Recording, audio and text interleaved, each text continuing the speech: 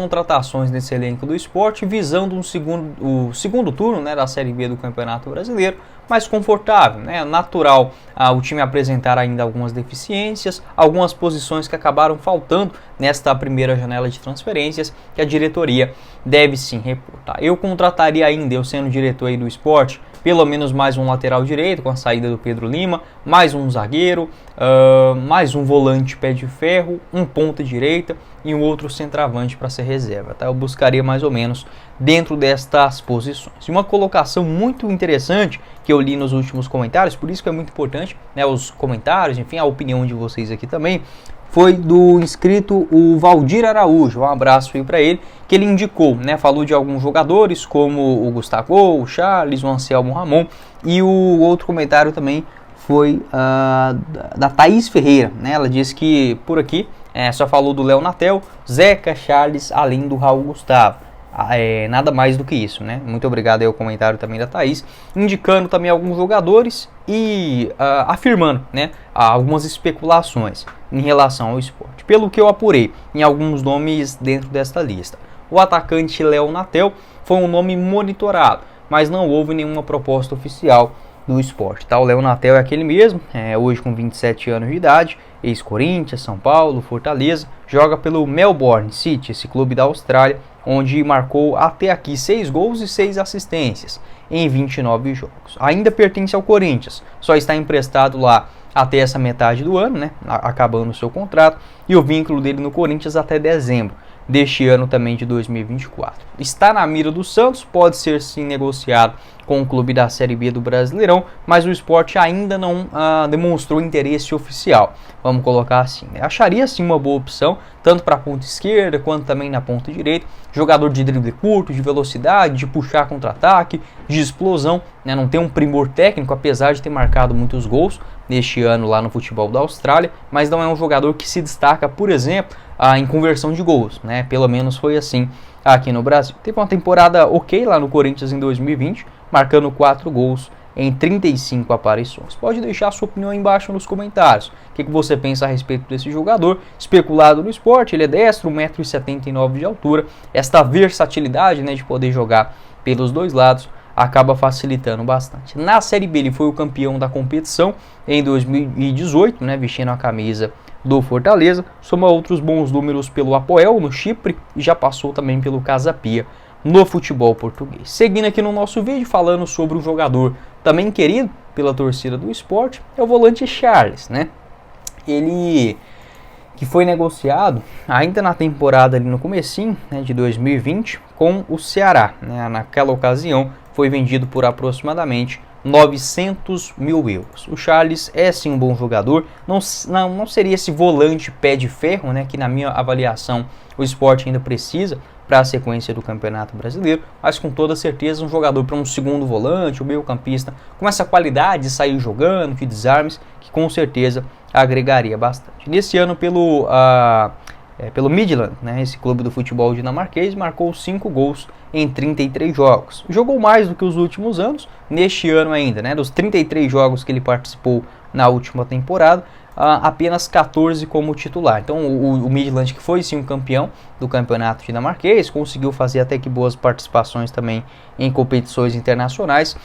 Tem o Charles esse vínculo até junho da temporada de 2026. Então o Charles, pelo que eu apurei também, não foi um nome procurado pelo Sport neste atual momento, e acho difícil ele deixar o futebol europeu nesta metade do ano. Aqui no Brasil ele já foi procurado pelo Coritiba no ano passado, pelo Goiás também e pelo Bahia neste ano de 2024, mas sem avanços nas tratativas. Tem 27 anos de idade, um retorno aqui ao futebol brasileiro acho que faz sim sentido, deve cumprir primeiramente esse contrato lá no futebol dinamarquês. Pode deixar a sua opinião aqui embaixo também nos comentários. O que você pensa a respeito aí do Charles? Se você gostava dele, né, quando vestia a camisa do Leão. Foram 47 jogos em 2019 com 3 gols marcados e uma assistência. Jogador revelado pelo Internacional, depois ainda demonstrou bom futebol, né, pelo Ceará em 2020 e 2021. Completou a sua terceira temporada no futebol dinamarquês, por lá vem sendo muito mais reserva desde que chegou do que titular. Pode deixar o seu pitaco também sobre esse jogador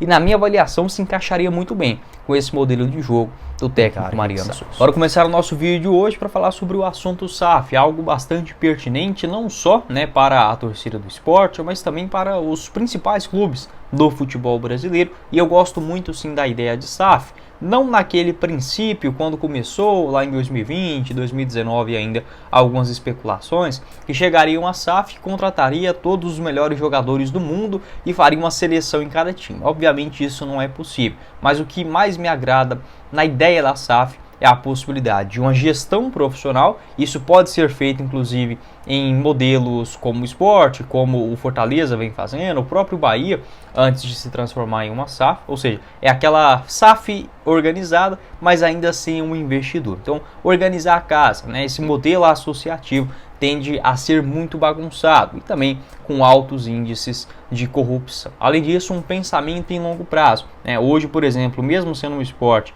relativamente bem gerido, não há um planejamento de como o esporte quer ser visto daqui 10 temporadas. O esporte vai estar na Série B ou vai estar disputando a fase de grupos da Libertadores. Não há esse tipo de paralelo, de projeto, de pensamento acima da média, tá? Não em termos só de conquistas, mas também de longo prazo. Então eu acho que a SAF é um modelo a ser adotado por basicamente todos os clubes do mundo, tá? Vai ter as SAFs ruins, obviamente, assim como tem modelos associativos que são sim muito bem geridos, mas se não tiver uma organização, um investidor, eu acho que a dificuldade de você sair do lugar é muito grande, tá? Hoje, por exemplo, o esporte, mesmo tendo uma grande encaixe, enfim, não é um clube mega endividado, mas ele não tem condição, por exemplo, de fazer um pagamento de 15 milhões de reais, 20 milhões para contratar, por exemplo, um bom destaque aqui na América do Sul. E faz parte. Com a chegada de um investidor, isso pode sim acontecer. O presidente Yuri Romão comentou, né, sobre, por exemplo, o critério de SAF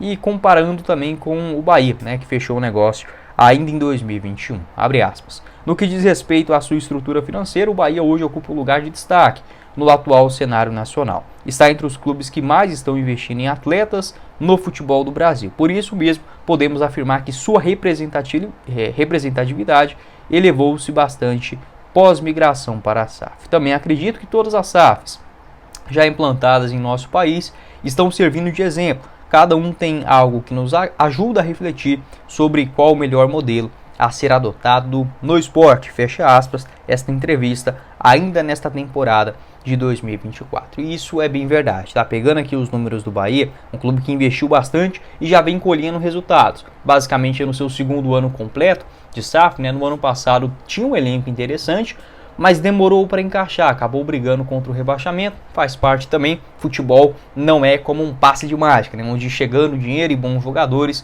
do dia para a noite você vai sair ganhando tudo. Faz parte do processo. O Bahia que foi vendido para o City Futebol Group, né, por 90% da SAF, a compra em maio de 2023, 700 milhões de reais em 15 anos, mais o pagamento de algumas dívidas que pode colocar aí na faixa de 1 bilhão de reais. De forma geral, tá? Gosto muito da SAF do Bahia, mas acredito que quando o esporte for vendido, ele será negociado por um valor maior. Quer dizer então que eu estou falando que o esporte é muito maior do que o Bahia, ou que o esporte tem um potencial de arrecadação maior do que o Esquadrão de Aço? Não é bem assim, tá? Eu acho que por conta de ser os primeiros a serem negociados, os valores futuros eles tendem a ser maiores, né? Uma tendência natural.